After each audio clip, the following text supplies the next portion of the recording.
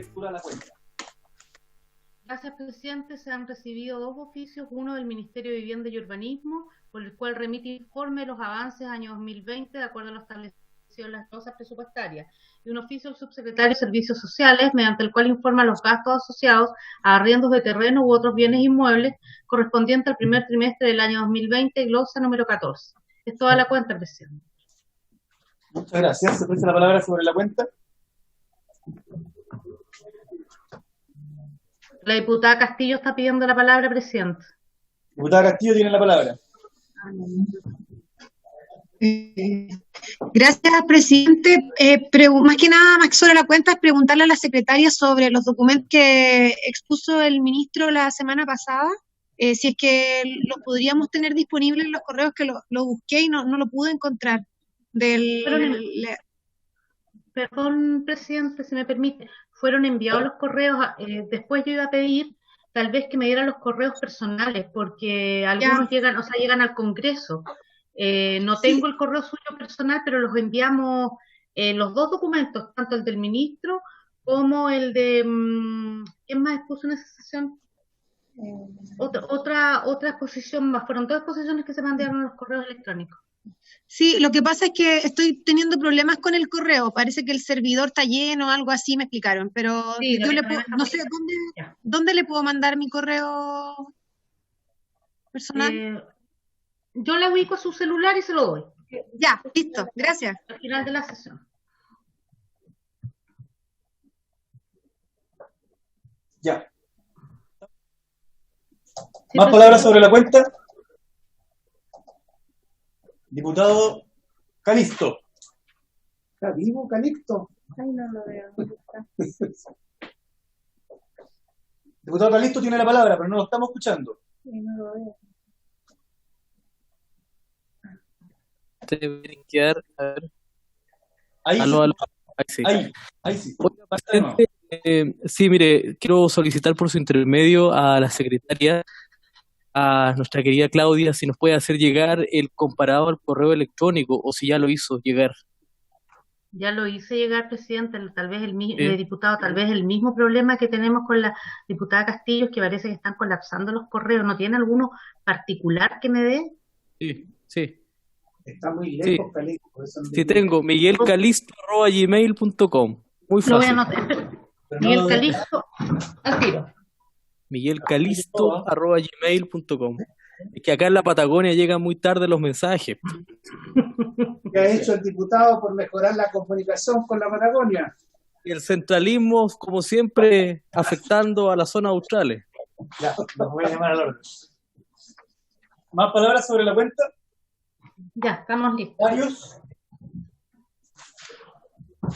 Perfecto. La diputada Natalia Castillo, presidente. Diputada Castillo.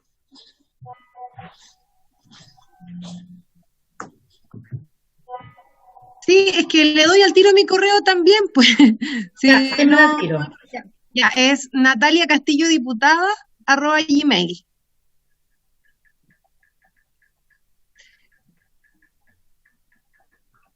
Para tener el comparado también. Gracias. Ya. De nada. Ya. ¿Estamos entonces?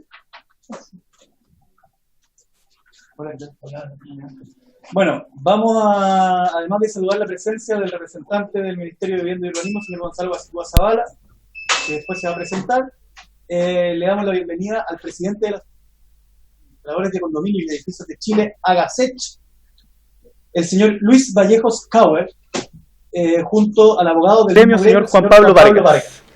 Les damos la bienvenida y les damos la palabra en este mismo momento, para referirse, por supuesto, al proyecto de nueva ley de copropiedad inmobiliaria, boletín número 11.540. Ahora sí tienen la palabra. Buenas tardes. Tal como mencionó el presidente, mi nombre es Luis Vallejos, soy el presidente del gremio AGASECH, Asociación Gremial de Edificios y Condominios de Chile. La presentación que voy a compartir pantalla en este minuto. Don Luis, me da un segundo para solicitar nuevamente a la televisión de la cámara que bajen la luz de la sala, porque no se ve bien la pantalla. Ahora sí, don Luis, no lo interrumpo nunca más. Gracias. Voy a compartir la pantalla entonces con la presentación.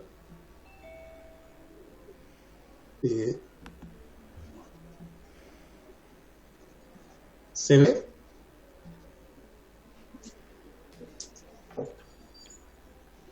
Disculpe, se ve porque yo aquí no tengo nada. Ahí sí. Ahí sí. Sí, Sí, está apareciendo una...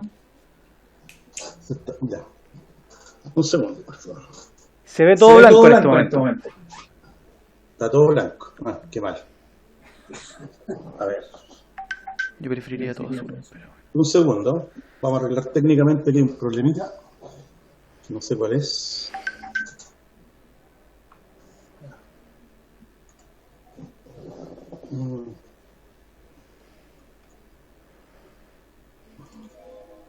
No estoy viendo nada yo. Nosotros tampoco. ¿Tampoco? Tengo compartida la pantalla, pero algo está pasando. Voy a decirle a la televisión que le agradezco la baja de la luz, pero es bastante más lo que se necesita. Ahí se ve, AGACET, Asociación Gremial de Administradores de Condominios y Edificios. Ahí la ven, ya. Sí. No. Un segundo, por favor. Estamos con problemas técnicos, un minuto.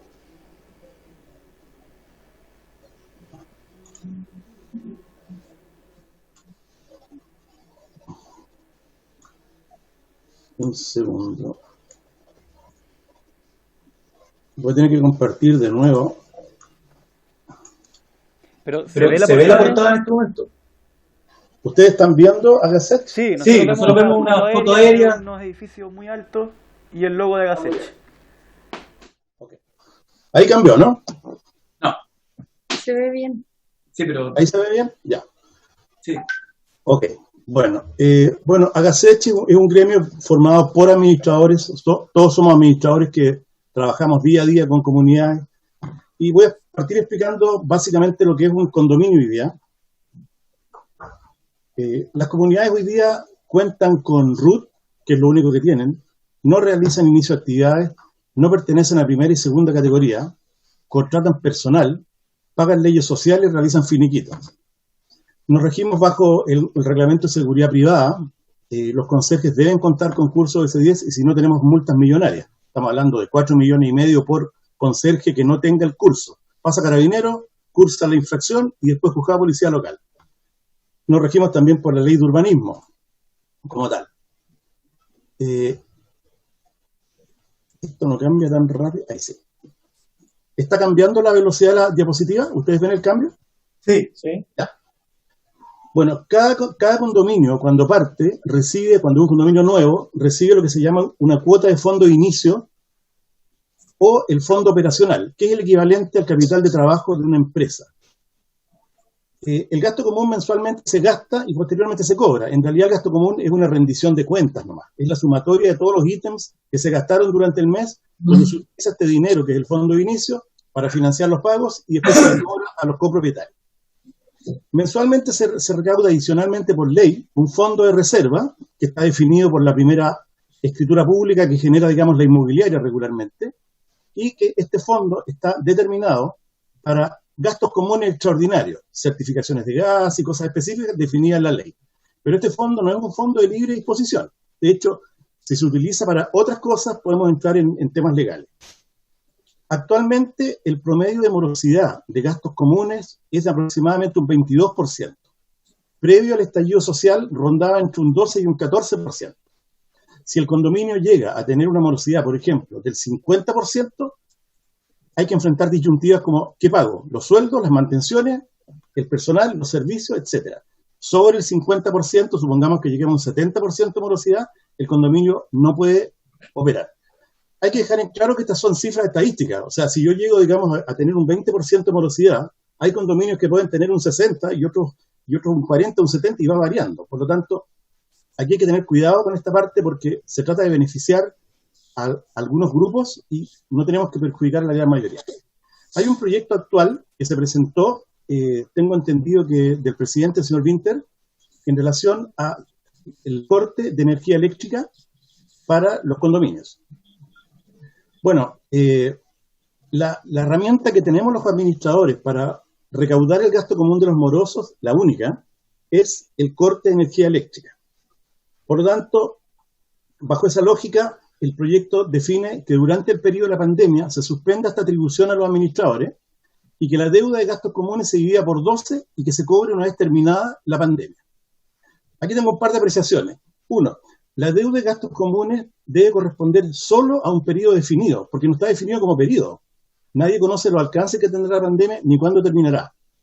La división de dicha deuda en 12 meses debe tener un monto máximo para cada comunidad, por lo que explicaba del gasto común. O sea, lo subimos mucho, vamos a quebrar a las comunidades y vamos a tener otro problema que hoy día no tenemos. De todo esto hay que hacer propuestas. La propuesta número 1, el corte de energía se aplica a quienes adeuden sobre 3 meses de gastos comunes. Si partiéramos bajo la lógica de que el inicio de la pandemia fue el 15 de marzo, tendríamos 15 días del gasto común de marzo, el mes de abril completo, el mes de mayo completo y 15 días de agosto. Ahí tendríamos un periodo de 3 meses sumados de impago. Porque esto en el fondo se trata de beneficiar a las personas que durante este periodo de pandemia no pudieron cancelar su gasto común porque perdieron el trabajo, por distintas razones que fueron afectados, y se hace este beneficio que finalmente entrega a toda la comunidad. Porque los que siguen pagando el gasto común van a hacerlo el resto de los copropietarios. Aquí no hay subsidio, no hay apoyo estatal ni nada. Simplemente los que pagan van a subsidiar a los que no pagan. Ahora, podemos también definir un monto máximo de solicitudes de morosidad. ¿Por qué? Porque si decimos, oye, que se acoja todo el mundo, vamos a tener poco capital de trabajo, no vamos a poder pagar las cuentas, no vamos a poder, y va a empezar otro problema. Nosotros proponemos, por ejemplo, que sea un 15% del promedio de los últimos 6 meses. ¿Qué significa esto? Bueno, condominio que tiene 5 o 6 millones promedio, el 15%. Ese valor es el máximo a dar como renegociación para las personas que no pudieron pagar. Las personas que están con problemas se pueden acercar al comité de administración, que es el órgano legal, el administrador, que también funciona en forma legal en el condominio, y se autoriza caso a caso.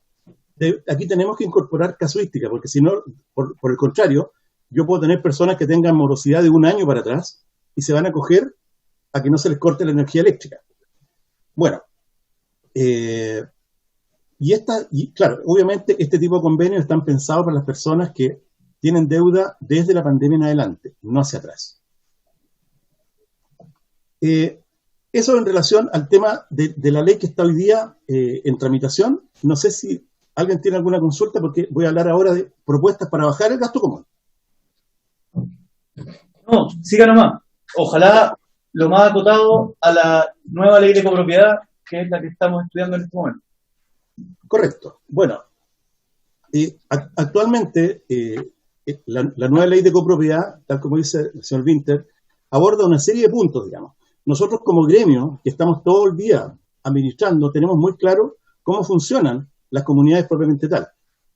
Como les decía al inicio, estas no son empresas, pero funcionan como empresas. El problema es que no tenemos beneficios en general, tenemos muchas obligaciones como comunidad. La incidencia de las remuneraciones en el gasto común, en el caso de los edificios, está en el rango entre 51 y 65%. O sea, la mitad del gasto común es para pagar sueldos. Esa lógica. Y en los condominios de casa esto escala al 60-80%, que es peor aún. Si se aprueba la jornada laboral, que va a ser, ¿no es cierto?, 40 horas, 41, y como se trabaja en turnos, vamos a tener que contratar más personal o pagar más horas extras, lo que va a incrementar el gasto común.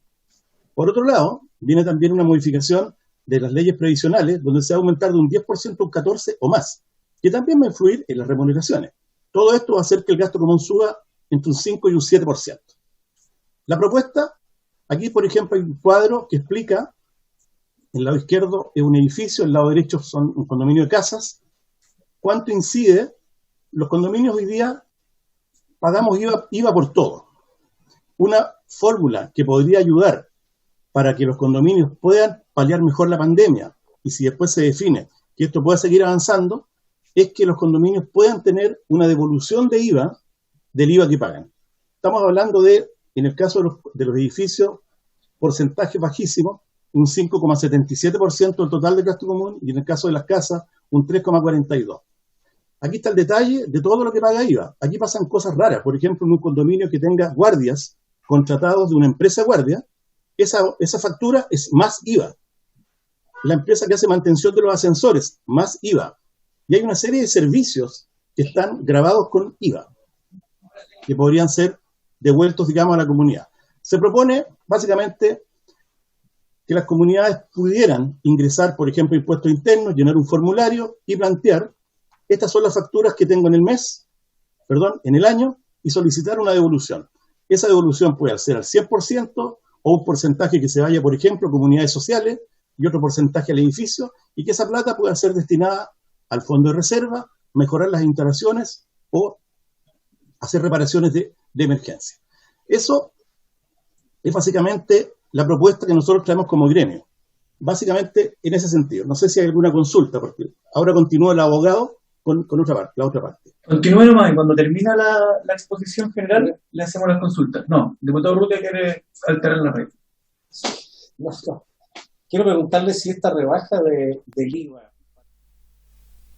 prestado a la comunidad es para todo tipo de edificios, o sea, sería para todo tipo de condominio a nivel nacional, sería permanente o de forma mientras dure la pandemia.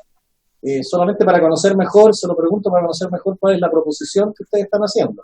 Si esto es acotado a los tiempos que tenemos de pandemia, indefinidamente, para todos los edificios, independientemente de dónde están emplazados, independientemente de los valores y del número de unidades que tengan.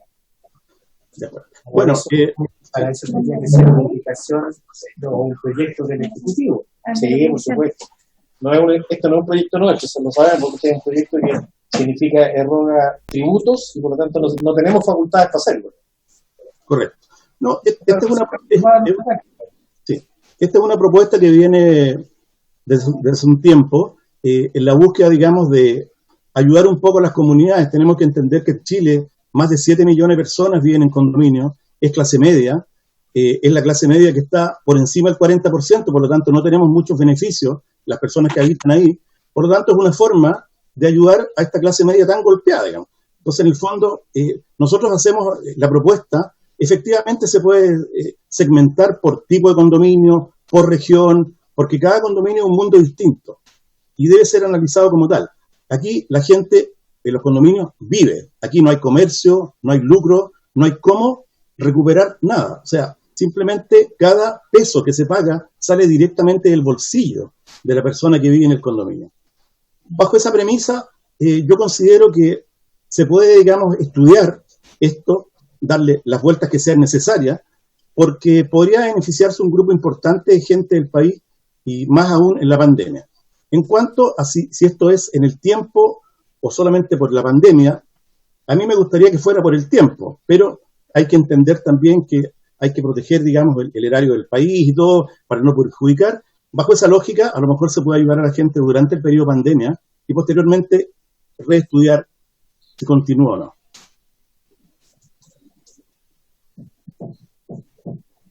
Continúe nomás. Seguimos con la presentación. Ahora va a entrar don Juan Pablo Vargas. Él es el abogado del gremio. Don Juan Pablo, estamos, ¿no? ¿En qué sentido? Para iniciar, Juan Pablo. Una pregunta, Juan Pablo. Sí, es que está conectándose. Sí, ¿estás bien ahí, Juan Pablo? ¿Aló? ¿Ahí? ¿Sí me escuchan? Sí. Te escucho perfecto, Juan Pablo. Sí.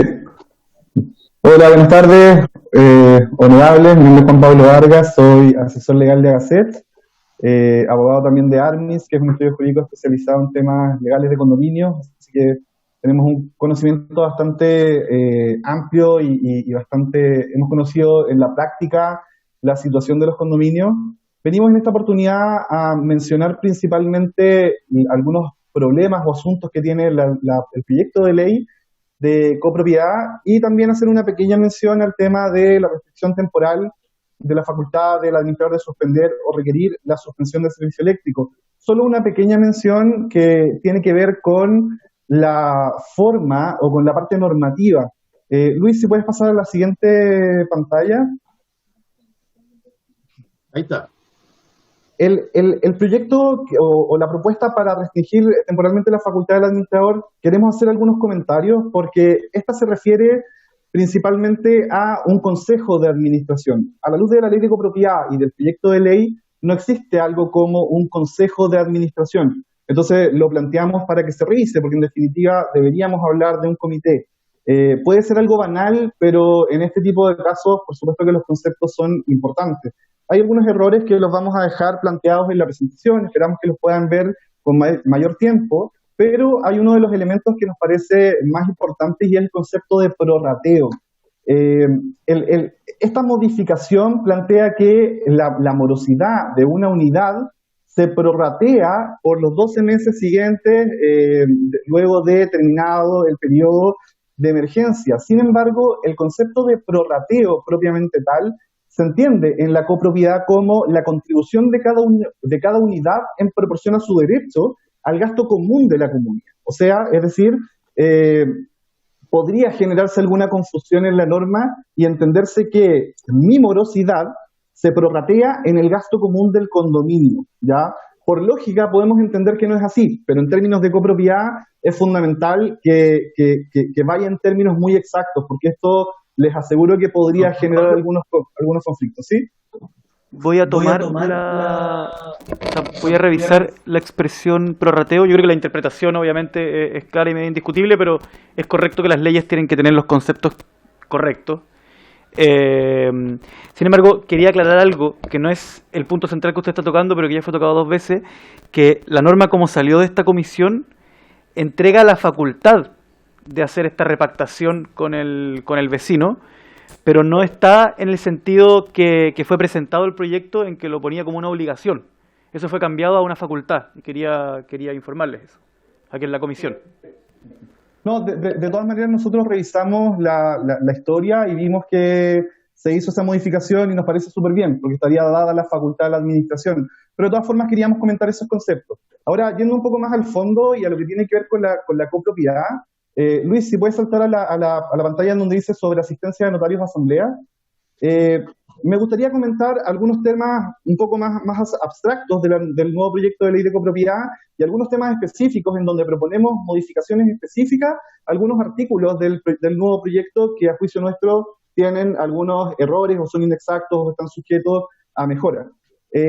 Uno de ellos tiene que ver con la asistencia de notarios a asamblea. En la práctica, los notarios no asisten a asamblea, y si es que lo hacen, que es muy raro, es muy difícil encontrar algún notario que esté dispuesto a asistir, ellos cobran una gran cantidad de dinero que para muchas comunidades es imposible de costear. Nosotros hemos visto cobros de 300.000, 500.000 pesos por la asistencia a una asamblea acotado a 1 o 2 horas, asambleas que duran 3 horas. Entonces, en ese sentido sería interesante revisarlo quizás con más detalle, a futuro, la incorporación de otro tipo de ministros de fe como miembros de algún juzgado de policía local o algún integrante de la municipalidad, como sucede en el caso de las viviendas sociales. Ya en el caso de los condominios que no son viviendas sociales, se exige para algunos casos que asista un notario y lamentablemente los notarios muchas veces no están dispuestos a asistir. Esto también es un requerimiento en la ley de copropiedad actual que genera algunos conflictos en las comunidades.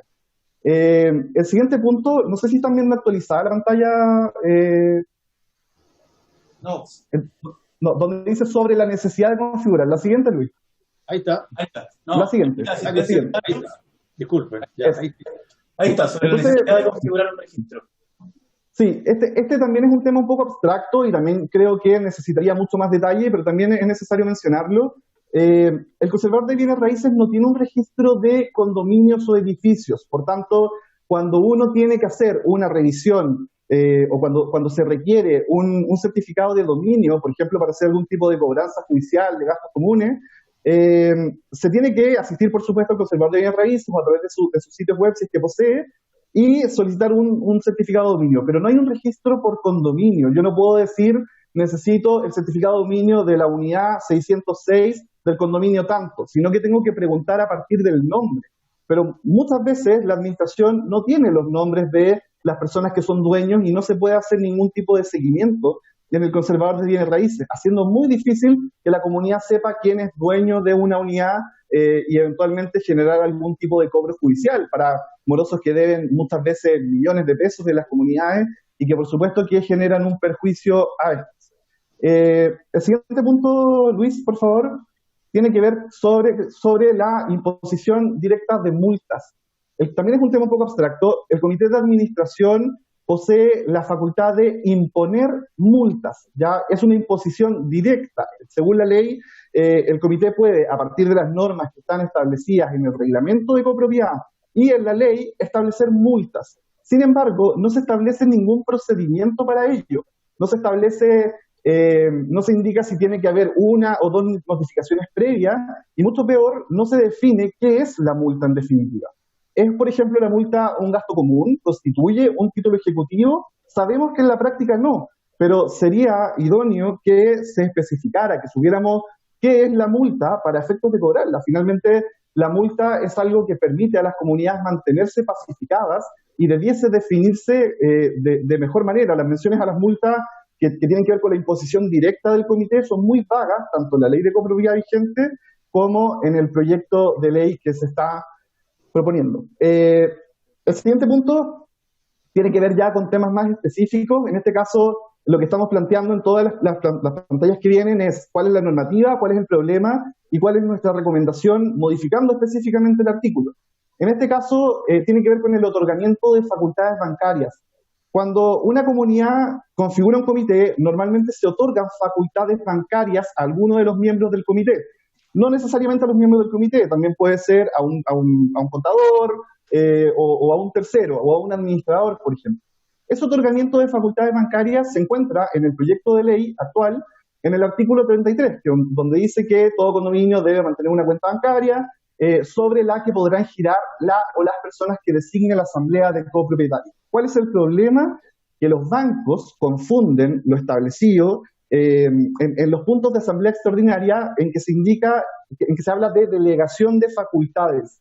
Los bancos muchas veces piensan que la delegación de facultades tiene que ver con el otorgamiento de facultades bancarias. Por tanto, le exigen a la comunidad una asamblea extraordinaria con otorgamiento de facultades bancarias, lo que es muy difícil de conseguir y que muchas veces se necesita con urgencia cambiar las firmas de las personas que pueden girar en el banco, pero el banco exige asamblea extraordinaria. Entonces, nuestra recomendación, pese a que también es obvio para nosotros, es que el artículo 33 establezca específicamente que las personas que podrán girar lo harán por aprobación de la asamblea ordinaria. Lo que está planteado en amarillo en el documento es lo que se incorpora, y lo que está planteado arriba como en verde o celeste es el problema en definitiva. La pantalla siguiente tiene que ver con los convenios de pago. El administrador, según el proyecto de ley, en el artículo 6, estará facultado para celebrar convenios de pago con aquellos residentes que se encuentran morosos, etcétera. Sin embargo, la facultad es muy amplia. También es una posibilidad, como plantea el diputado Winter, pero es muy amplio y no se configura bajo términos objetivos. Sucede mucho que en ciertas ocasiones se generan ciertos amiguismos, por ejemplo, entre un comité y algún vecino, y se genera algún tipo de convenio a partir de ese amiguismo, ¿ya? En ese sentido, nuestra recomendación es que se plantee en términos objetivos, que se exija algún comprobante de cesantía, de disminución de ingresos, eventualmente establecer algún tipo de limitación en el tiempo para la solicitud de un nuevo convenio, o directamente prohibir la solicitud de convenios sobre convenios. Eso no está especificado en la norma y sería, me parece razonable que se incorporara de alguna forma. El siguiente punto también es un tema que a nosotros nos parece bastante obvio, lo hemos visto mucho tanto en el gremio como en nuestro estudio jurídico, pero si tanto la ley vigente como el proyecto en el artículo 7 establece que si se incurriera en mora, la deuda devengará al interés que se disponga en dicho reglamento o en su defecto en reglamento tipo, los que no podrán ser superiores al 50% del interés corriente bancario. En el fondo, la ley está estableciendo un interés específico. ¿Qué pasa en la práctica? Que los reglamentos de copropiedad desde la inmobiliaria vienen no solo con un interés, sino que además con una multa por morosidad. Una multa, por ejemplo, de una UF, 2 UF, etc. Consideramos que esa multa es contraria al espíritu de la norma, que es en el fondo establecer una limitación para el monto de la morosidad. Entonces, como es algo que sucede constantemente, y para esto hay que estar invalidando o generando nulidades de los reglamentos en el policía local, etcétera, recomendamos que en el inciso, en el artículo 7, se establezca al final que expresamente no se podrán establecer multas adicionales en el reglamento de propiedad que digan relación con la morosidad, ya, o algún término o de alguna forma similar que ustedes estimen pertinente, si es que consideran pertinente esta propuesta, por supuesto. Uno de los siguientes puntos tiene que ver con la primera asamblea. La primera asamblea, tanto en la ley actual como en la propuesta, es extraordinaria. Se dice que en el artículo 9, una vez enajenado el 66% de las unidades que formen parte de un condominio nuevo, el primer administrador deberá convocar a una asamblea extraordinaria.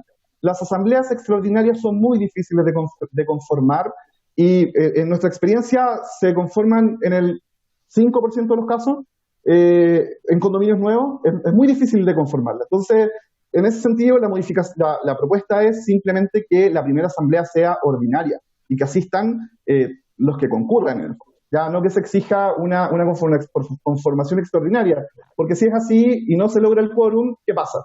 La comunidad nunca se conforma, lo cual podría ser complejo y generar conflictos eventualmente.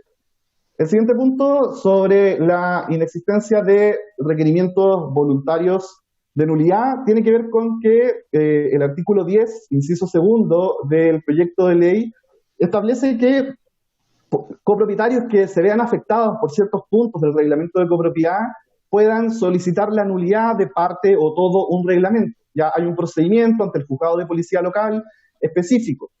Sin embargo, hemos visto en la práctica que muchas comunidades quieren que se decrete como nulo algún... ¿Sí? En la presentación... Hay una posibilidad de que, lo que pasa es que las partes que están subrayadas, por un efecto visual, no se alcanzan a leer. Cuando entiendo que la idea es justo lo contrario. O que la leas con mucho énfasis. Perfecto. Porque el subrayado tuvo efecto contrario por las luces de acá. ¿Ya? Eso. Lamentable. Bueno, la normativa dice que podrán solicitarla él o los copropietarios que sufrieren un perjuicio únicamente reparable con la nulidad de la o las disposiciones que adolezcan de alguno de los vicios señalados en el inciso anterior. Eso lo indica el artículo 10, inciso 2 del proyecto de ley. El problema es que no se entrega la facultad al comité de administración o a la administración de también solicitar voluntariamente la declaración de nulidad de parte o todo un reglamento de copropiedad. Nosotros hemos visto en la práctica que hay muchas comunidades que en asamblea se dan cuenta de que su reglamento es irregular, que tiene aspectos irregulares, y para modificarlo necesitan hacer una asamblea extraordinaria que no están pudiendo conseguir.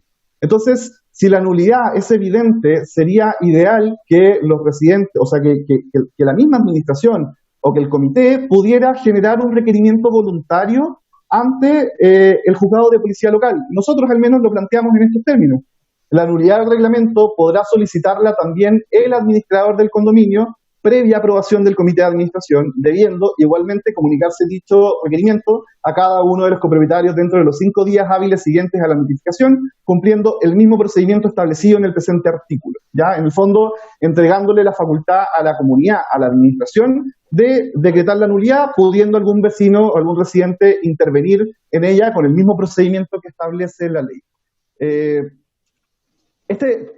Quizás suenan también un poco abstractos estos temas, pero en la práctica generan muchos conflictos. Y al final, nuestras recomendaciones vienen con esa finalidad, que es la de evitar el conflicto en las comunidades.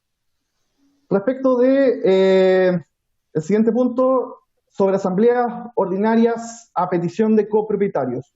Las asambleas extraordinarias, indica el artículo 14 del proyecto de ley, que tendrán lugar cada vez que lo exijan las necesidades del condominio o a petición del comité de administración o de los copropietarios que representen a lo menos el 10% de los derechos en el condominio, y en ella solo podrán tratarse los temas incluidos en la citación. Lamentablemente, no se establece un mecanismo para que los residentes efectúen un llamado a asamblea ordinaria.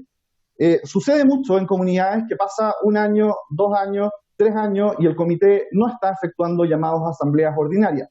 Entonces los vecinos lo que hacen es que se organizan, normalmente le pagan a un abogado, por ejemplo, tienen que juntar plata para ello, y presentan alguna acción ante el juzgado de policía local pidiéndole al tribunal que fije una asamblea ordinaria. Pero el tribunal no fija una asamblea ordinaria, lo que hace es llamar a una audiencia indagatoria a las partes, después hace un comparendo de contestación, conciliación y prueba, después viene un proceso de fallo que puede demorar perfectamente 3 meses, y finalmente hay una sentencia que más encima la contraparte puede apelar.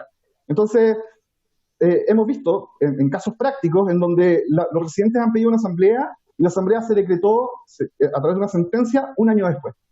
Y ese año después la asamblea ya se había realizado. Entonces, sería útil que los residentes pudieran generar algún tipo de requerimiento para generar una asamblea, para conformar una asamblea ordinaria. Creemos, sin embargo, que dicha facultad no tiene que ser tan simple, ¿ya? Porque también ocurre mucho que hay residentes que piensan que la administración o que el comité lo está haciendo mal y en verdad no es así. Entonces, por eso la propuesta nuestra sería la siguiente: añadir un inciso final, modificar el artículo 16, incorporando luego del primer inciso una figura de este tipo. Igualmente, las sesiones ordinarias podrán ser citadas a petición de los copropietarios que representen a lo menos el 10% de los derechos en el condominio, y en ellas solo podrán tratarse los temas incluidos en la citación. Para la conformación de dichas asambleas se requerirá la asistencia de copropietarios que representen un 33% de derechos en el condominio, a lo menos. Es decir, estableceríamos un límite de un 33% para la conformación, y eso permitiría que en el fondo no estuviera cualquiera pidiendo una asamblea ordinaria todo el tiempo. Eso con respecto a la petición de asamblea ordinaria por parte de los copropietarios. El siguiente punto tiene que ver sobre la utilización de fondos de reserva para gastos comunes de mantención o reparación. Acá el proyecto de ley, en su artículo 14, establece que se requiere una asamblea extraordinaria para la utilización de los recursos del fondo de reserva para gastos de mantención o reparación. Y esto nos parece sumamente gravoso porque las comunidades muchas veces utilizan los fondos de reserva para los gastos de mantención o de reparación, que en cierta forma son urgentes o imprevistos, pero existe ahí cierto margen que no se puede identificar también. Entonces, la ley vigente, la ley de copropiedad, establece que las mantenciones y reparaciones pueden utilizar el fondo de reserva. Y en esta nueva ley se está exigiendo una asamblea extraordinaria, que también en nuestra práctica, y se los aseguro, no se va a conformar. La gente no va a generar o no va a asistir a una asamblea extraordinaria para aprobar que se use un fondo o el fondo de reserva en mantenciones o reparaciones. En el peor de los casos, que se haga una asamblea ordinaria, pero una extraordinaria suena demasiado gravoso como para esto. Personalmente, como gremio y como estudio jurídico, consideramos que directamente se debería eliminar el requerimiento. Sí. Nos tenemos que ir acercando rápidamente al final. Por el tiempo. Perfecto. Bueno, sería, de todas formas, vamos a dejar la presentación.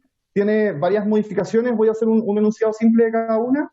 La siguiente, Luis, tiene que ver con el quórum, y acá esto es importante que lo escuchen, porque el artículo 15 para la constitución de una asamblea ordinaria dice: quienes concurran debiendo representar al menos el 33% de los derechos en el condominio. Es contradictorio. O son quienes concurran o es el 33% de derechos. Debiera modificarse a juicio nuestro en quienes concurran, porque si no, tampoco, no se van a conformar nunca las asambleas ordinarias. El siguiente punto es lo mismo, pero respecto de las asambleas extraordinarias de mayoría absoluta. Para el quórum mínimo para la adopción de acuerdos es la mayoría absoluta de derechos, que es más que lo que establecía la ley de copropiedad. La ley de copropiedad establecía un monto que era el 45% de derechos del condominio a lo menos, ya que es el 75% del 60%, pero a lo menos el 45%. Y el proyecto de ley está estableciendo un 50+1, ya que también es un monto mayor, y no es la idea complicar todavía más las cosas. Siguiente tiene que ver con la consulta por escrito. Hay una pequeña, el artículo 15 suena confuso, y se entiende que, o podría entenderse por las comunidades, que la consulta por escrito solo puede ser citada o solo puede ser utilizada en viviendas sociales. Es un tema de redacción que yo les recomiendo analizar porque también podría generar algún tipo de conflicto. El siguiente, sobre la infracción de custodia del libro de actas, no se indica en el proyecto quiénes son los que se sancionan. Dice que hay una sanción, pero no dice quién es el sancionado. El siguiente, que tiene que ver con la disminución del quórum aprobado por el tribunal, también es algo que nos ha pasado mucho en juzgado de policía local. El artículo 16, inciso 2, dice que si no se reunieran los quórum para sesionar o para adoptar acuerdos, el administrador o cualquier copropietario podrá acudir al juez conforme a lo previsto en el artículo 44. La pregunta es ¿para qué? y a juicio nuestro es para que el tribunal pueda disminuir el quórum establecido en la norma de acuerdo a criterios objetivos determinados por el tribunal. Y esa es nuestra propuesta en la parte de recomendación. Y como último punto, tiene que ver con la configuración de la asamblea y del sorteo. El artículo 17 se refiere mucho a una primera sesión. Después habla de que hay un primer administrador, al mismo tiempo que habla de un presidente saliente. La norma no tiene por qué hablar de primera sesión. Tiene que ser la asamblea de copropietarios, deberá designar el administrador, el presidente. El concepto de primera sesión no tiene sentido para efecto de la norma, porque se usa a lo largo de todo el tiempo y podríamos entender también desde un punto de vista de la redacción que no se están configurando las asambleas futuras. Y un último punto que tiene que ver con el sorteo. Establece el proyecto de ley que aquellos que cuando no se logra conformar un comité, se podrá sortear al comité. Pero el comité, cualquier miembro que sea designado puede renunciar inmediatamente. Así que en ese sentido consideramos que el sorteo de comité no tiene ningún sentido. Y por lo demás tampoco debiera obligarse a alguien a participar en un comité de administración. Eso es todo. Muchas gracias, don Luis Vallejos y don Juan Pablo Vargas. Realmente su presentación ha sido muy completa, muy específica además, cosa que también agradecemos porque va bien en concreto a qué artículo está cada recomendación. Así que le agradecemos mucho y que va a ser muy útil. Sí, voy a dejar una ronda de preguntas, por si quieren aprovechar a los invitados. Que nos manden las presentaciones. Sí, las presentaciones van a quedar a disposición. Nuestra secretaría se va a encargar de eso, se los van a enviar a los correos personales, si es que se puede. Y quedan en la página de la Cámara. No sé si hay preguntas que quieran hacer a los invitados.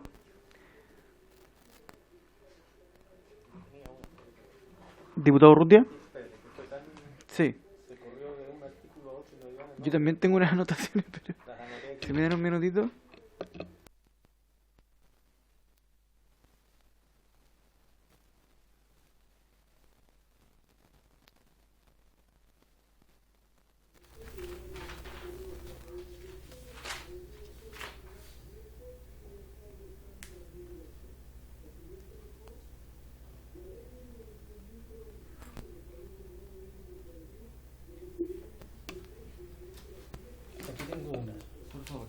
Diputado Urrutia, tiene la palabra.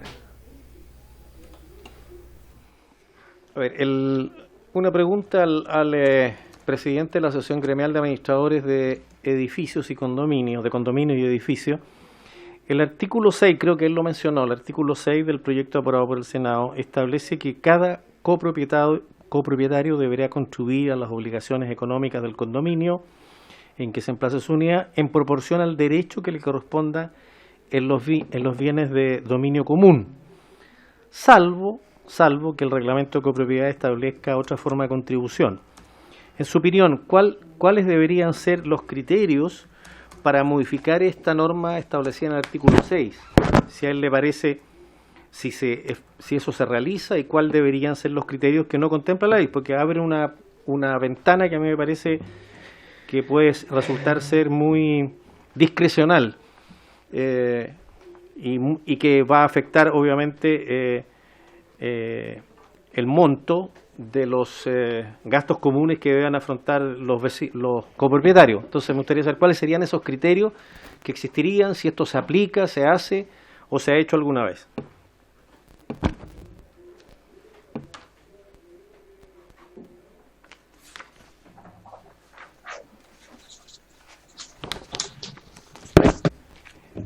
Puede responder Juan Pablo o Luis, como quieran. Juan Pablo. Preferiría que esta respuesta la dé Juan Pablo, si eres tan amable. ¿Juan Pablo? Sí, el audio. Ahí está, sí. ¿Me escuchan? Pablo quiere. Sí. En la práctica sí ocurre. La ley de copropiedad actual también establece la posibilidad de que la contribución a los gastos comunes sea de una forma distinta y establecida por el reglamento de copropiedad. Y en la práctica sí ocurre que algunas inmobiliarias establecen una contribución distinta a gastos comunes. Les doy un ejemplo práctico. Un condominio cerrado que por fuera tiene casas, pero que están ubicadas dentro del mismo condominio. O sea, en el fondo es el mismo terreno, es el mismo condominio, pero hay casas que están por fuera o en la parte exterior del condominio. En ese caso, se modifican el reglamento o lo hacen, indicando que las unidades que se encuentran dentro del condominio, dentro de una reja incluso, pagan un gasto común y que las de afuera, por ejemplo, pagan un monto menor que no es acorde a su proporción de derechos en el condominio, sino que es acorde a, no sé, un porcentaje o un aporte para el administrador, por ejemplo, o para otro tipo de cosas específicas. Ya, yo personalmente considero que es gravoso, que no es positivo. Lo ideal sería que la contribución fuera de acuerdo al porcentaje de derechos. De hecho, esta comunidad específica que yo les estoy mencionando ha tenido conflictos por ese mismo problema, porque finalmente lo que pasa con estos residentes de afuera es que no quieren pagar, porque dicen, bueno, yo no estoy dentro del condominio. Entonces, ocurre ahí, se abre un margen demasiado amplio que a juicio nuestro no debiera ocurrir. Yo quiero hacer una pregunta. Me gustaría que profundizaran en el criterio para que vecinos puedan convocar una asamblea de copropietarios. Te señaló por ahí que es importante que los vecinos puedan citar ellos mismos a la sesión ordinaria, cosa con la que yo estaría de acuerdo, pero además añadió que hay que evitar que los vecinos citen asamblea ordinaria por cualquier cosa. Me gustaría entrar un poquito en cómo distinguimos las materias que lo ameritan y las materias que no. Y después le vamos a dar la palabra. Perdón, espera, Juan Pablo. Gonzalo, ¿tú quieres hacer una pregunta o vas a hacer un comentario general? No, prefiero que usted como diputado. Perfecto. De la comisión, Diputado Urrutia. Diputado Urrutia. Sí, yo también comparto el criterio del abogado con respecto al artículo 6º que me preguntó, así que yo creo que eso ahí amerita a lo mejor una indicación al respecto. Entiendo que el ejemplo que usted puso es un caso, pueden haber otros, pero me parece que es más equitativo, más objetivo hacerlo directamente en forma proporcional. Con respecto a las deudas, los pagos de las obligaciones, cuando una persona no paga, la ley, el artículo 7 establece que solamente se le cobrarán intereses, no multas, y ese interés va a ser de un 50% del monto del interés corriente bancario. Pero resulta que algunas obligaciones sí pueden tener multas y sí pueden estar sujetas a intereses o multas mucho más onerosos que el 50% del corriente. Por ejemplo, a raíz de que las personas no paguen, ustedes solo tengan que declarar o no puedan pagar las leyes sociales. Y van a tener multas que van a ser a lo mejor más altas o mucho más altas que las que ustedes van a poder cobrar, en detrimento de, ¿no es cierto?, de todos los propietarios. Por lo tanto, no sé si en ese artículo ustedes están de acuerdo o en desacuerdo, o les parece que habría que incorporar multas por algún monto. Porque además la multa puede ser progresiva en la medida que se haga recurrente la conducta de la persona que vive en el condominio. Uno podría ir aplicando multas para evitar y desincentivar que la persona no pague, porque como usted bien ha dicho, los pagos oportunos de las obligaciones evitan de que caigan en morosidad con respecto a algunos de los servicios. Y la otra pregunta que está relacionada con esto mismo son los convenios de pago. La ley no establece cuántos o cuántas veces se pueden hacer los convenios de pago. Pero yo me temo que frente a algunas personas que son deudores, podrían el administrador transformarse en una persona que frecuentemente está elaborando convenios de pagos para poder solucionar el problema de algún vecino. Convenios de pago que a lo mejor se paga una cuota, 2 cuotas, no sé, 3 cuotas, y después se deja de pagar y sobre el saldo hay que volver a hacer otro convenio de pago, y así tenemos una conducta reiterativa y ustedes no tienen herramientas para definitivamente decirle a la persona póngase al día, le cobramos una multa, si no. Entonces yo creo que esas dos cosas, tanto la multa, cuándo aplicarla, si es si es progresiva, si hay amonestación o no, y lo mismo pasa con los convenios de pago, que solamente se puede hacer por una única vez, o definirlo, que sea finito, pero no indefinido. Creo que son dos temas que hay que abordar con mayor precisión. Ahí le pregunto a los expertos su opinión, cómo lo viven día a día, para poder enfrentar este problema.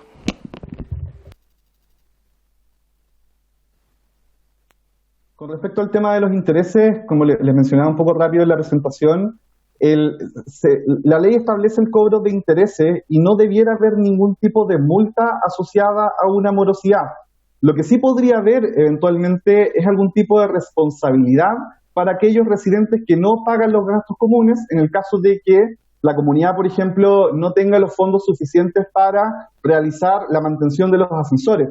Si se produce un accidente y hay una morosidad muy grande que es la que permitió o la que provocó que no se hicieran las mantenciones, entonces podría haber algún tipo de acción judicial en contra de aquellos residentes que no pagaban los gastos comunes. Pero eso no es una multa, sino que sería más bien una indemnización.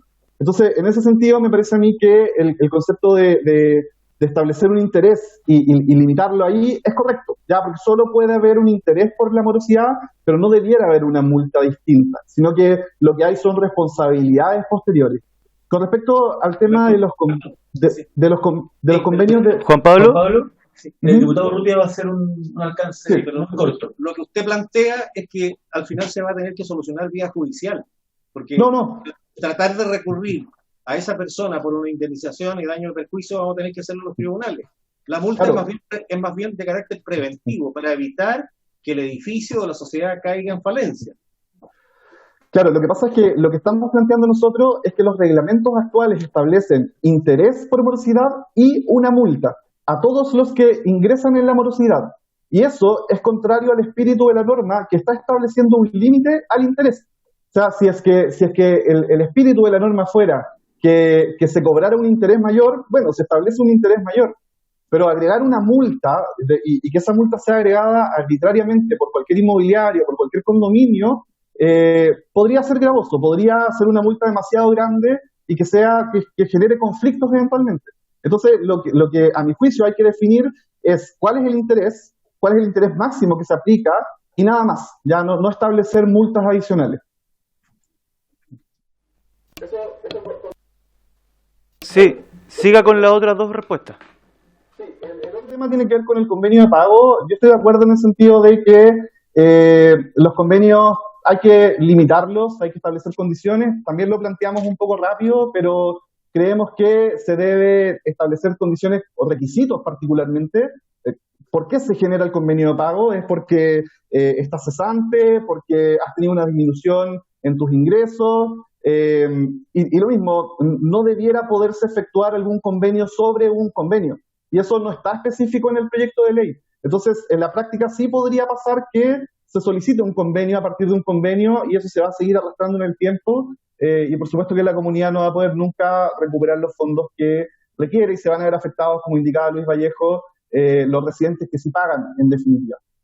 Y un tercer punto, respondiendo a la pregunta inicial del diputado Inter, tiene que ver con qué pasa con los vecinos que llaman o que necesitan llamar a asamblea y por qué habría que limitarlo. Pasa mucho, y también es uno de los casos muy comunes de los que nos llegan a nosotros, que los vecinos se organizan pensando que su administración está generando irregularidades, que se están robando dinero, que han generado irregularidades a partir de la ley, etcétera. Yo les diría, con una estadística no muy estudiada, que un 90% de los casos no son así. Ya normalmente las comunidades sí funcionan conforme a la norma, cometen errores, por supuesto, o no se asesoran correctamente, pero es muy raro, es muy poco común que exista de verdad algún tipo de delito, o que se haya robado dinero, etcétera. Entonces, en ese sentido, como la mayoría de los casos que nos llegan son de personas que dicen, no, queremos demandar a la administración, creemos que no debiera ser tan amplia la posibilidad de que los vecinos organicen por sí mismos una asamblea ordinaria, porque en el fondo estarían organizando, cada vez que estén en contra de un comité, cada vez que existan disidentes de un comité, estarían citando asamblea ordinaria para elegir otro comité, para agregar miembros, etcétera. Entonces, por eso agregamos que sería bueno que los residentes hagan un llamado a asamblea, pero al mismo tiempo sería bueno que la conformación de esa asamblea tenga algún quórum un poco mayor, por ejemplo, un 33%. Ya, sí, entendido. Damos por finalizada la presentación de Agasech. Le voy a dar la palabra al Ejecutivo y yo creo que después no nos va a quedar... O sea, nosotros ya podemos empezar a votar en particular y ya hay indicaciones presentadas, de hecho, pero nos va a quedar muy poco tiempo, así que yo creo que no va a ser posible. Sí advierto que vamos a empezar a citar a sesiones extraordinarias porque este proyecto está con suma urgencia. Le voy a dar la palabra al representante del Ejecutivo, don Gonzalo Gacitúa. Tiene la palabra.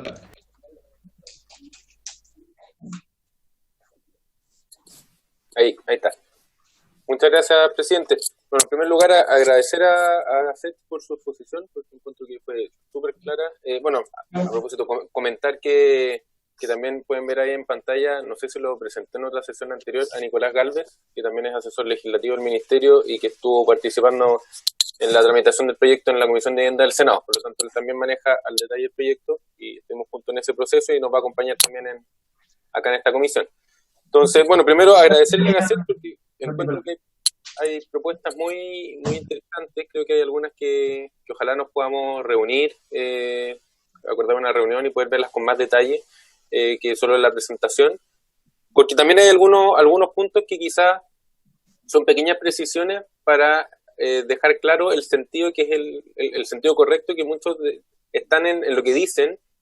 Y que ustedes dicen, bueno, el proyecto de ley está diciendo esto, y yo creo que dice algo distinto y que quizás corrigiendo los términos se aclara. Este tema de la primera sesión extraordinaria, esta es una eterna discusión. Yo creo que no significa que la primera sesión tenga que ser esa. Podrían haber sesiones ordinarias. Lo que pasa es que transferido el 66% está la obligación de hacerla extraordinaria para revisar ciertas materias que son materias de extraordinaria.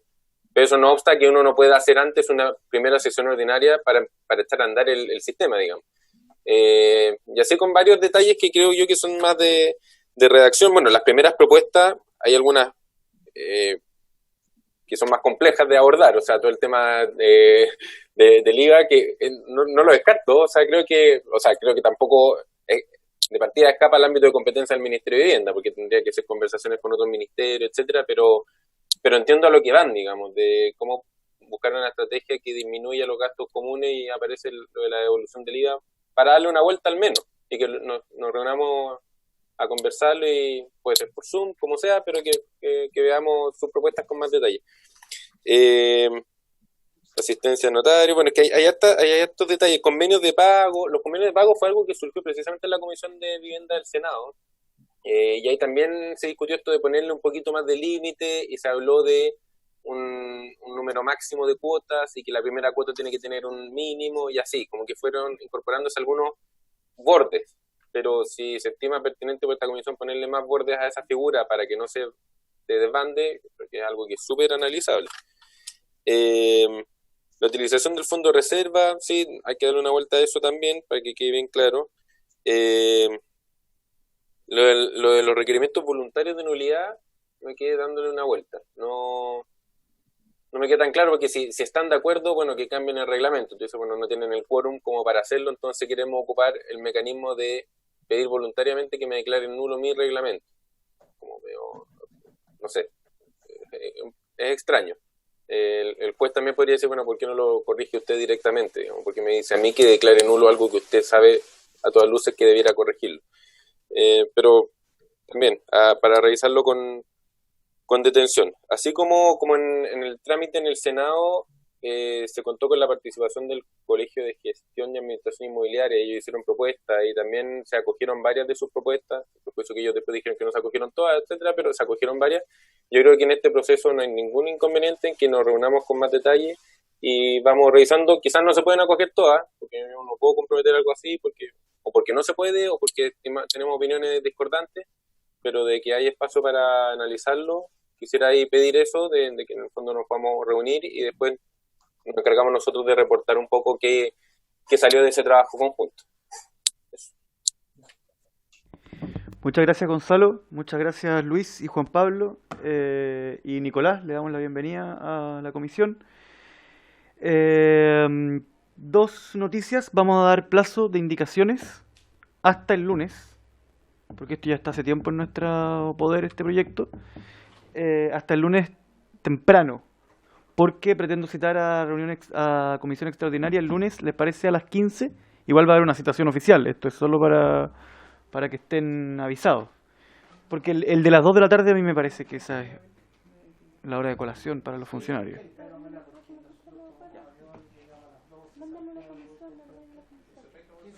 Yo encantado. Va a llegar la citación oficial entonces, para la citación extraordinaria el lunes, que tiene como único objeto continuar con la tramitación del proyecto de nueva ley y empezaríamos a votar, claro. Por eso. Yo le puedo dar la palabra encantado, doña Claudia. Quiero comunicarles a los diputados y a usted también, presidente, que todavía no está afinado un sistema para presentar indicaciones vía telemática. Por lo tanto, por instrucciones de la Secretaría General, no se pueden aceptar indicaciones por correo electrónico, solo de manera presencial. Entonces, salvo aquellas personas que estén sin venir a la Cámara por razones de salud, por las causas justificadas que todos conocemos, esas personas, esos diputados, yo les rogaría que me pudiesen enviar por correo, pero con su firma, para yo tener un respaldo después y no los asesores. Y la manera presencial para presentar las indicaciones podrían ser el día de la sesión, no obstante que me la manden antes también por correo para yo conocerlas y poder ir armando el comparado. Eso es, presidente. Muchas gracias. Diputado Telier tiene la palabra. Diputado Telier, no se le escucha. Ahí sí se le escucha. Y quería saber cómo enviar las indicaciones, pero como soy uno de los que les puede enviar por correo con la firma, las enviaré por correo con la firma. Perfecto. ¿Estamos todos ok entonces? Perdón, no. Hay alguien que agita la mano, pero no sé quién es. Diputado Calisto tiene la palabra. Sí, diputado Calisto tiene la palabra. Gracias, presidente. ¿Cómo no me conoce? Oiga, la luz. Oiga, lo que pasa es que a mí me complica el horario el lunes, porque yo presido la Comisión de Seguridad Ciudadana y tenemos un proyecto que también de modernización de las policías, que estamos votando en el mismo horario. Entonces, yo sugeriría que sea en otro horario. Entiendo que hay un bloque en la mañana, de las 11:30 a la 1, parece, el lunes. Yo me comprometo a revisarlo, diputado Calisto. Le pido a todos los que tienen objeciones con el lunes en la tarde que lo hagan saber. Más, si todos los diputados... Sí, si todos los diputados... Claro, mañana y el de la tarde. Pero voy a tomar la tarea de hacer calzar las sugerencias que nos hagan, pero no puedo llegar a un consenso en este momento porque eso nunca ha resultado. Pero lo voy a tener en cuenta. ¿Ya? Diputado Urrutia.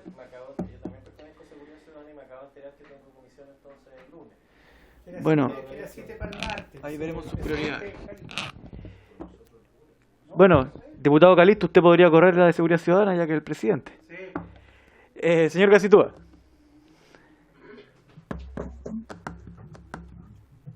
No se escucha. Ahí estoy, es que ahí se estaba escucha. silenciado. Quería preguntar a la comisión si les parece bien que en la próxima sesión presentar una especie de estructura del proyecto y eventualmente una propuesta de estrategia de votación, si es que vamos a ir votando artículo por artículo en el orden o vamos a votar, por ejemplo, una propuesta. Aquellos capítulos que tengan pocas modificaciones respecto a la ley vigente y que uno pueda ir despachando las materias que ya son más, porque en el fondo esto es una nueva ley de copropiedad inmobiliaria, pero que tiene varios puntos. A mí me parece bien escuchar su propuesta de plan de votación en la próxima sesión. Escucharlo. Así que vamos por orden. Lo que pasa es que ir por orden correlativo puede que nos vayan trampando y podemos despejar. Vamos a escuchar su plan en la próxima sesión. Así que llévelo preparado. ¿Algo más? Es que yo no sé cuál es el plan del señor Gacitúa. Ojalá en títulos completos. Títulos completos, lo vamos, si es que hay indicaciones, aunque sean pocas. Y lo segundo, que el comparado me imagino que será hacer... El mismo lunes. No, pero a 3 columnas. No, yo lo estoy haciendo. pero no siempre es así. Sí, es que no siempre... Porque depende si hay grupos de indicaciones. Sí, no, pero es que tenemos la ley vigente, el proyecto del Senado y las indicaciones que vamos a presentar. O sea, tiene que ser mínimo 3 columnas. Ah, claro, tiene que ser al menos 3 columnas. Sí. Pero en loteos y en integración teníamos 5.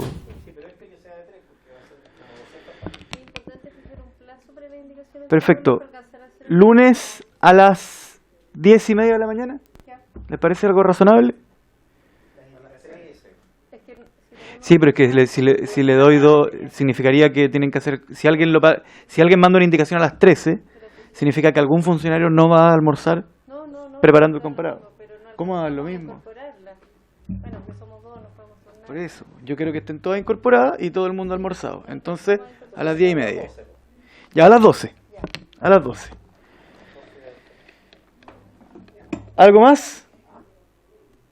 Por haberse cumplido el objeto de la sesión, esta se levanta.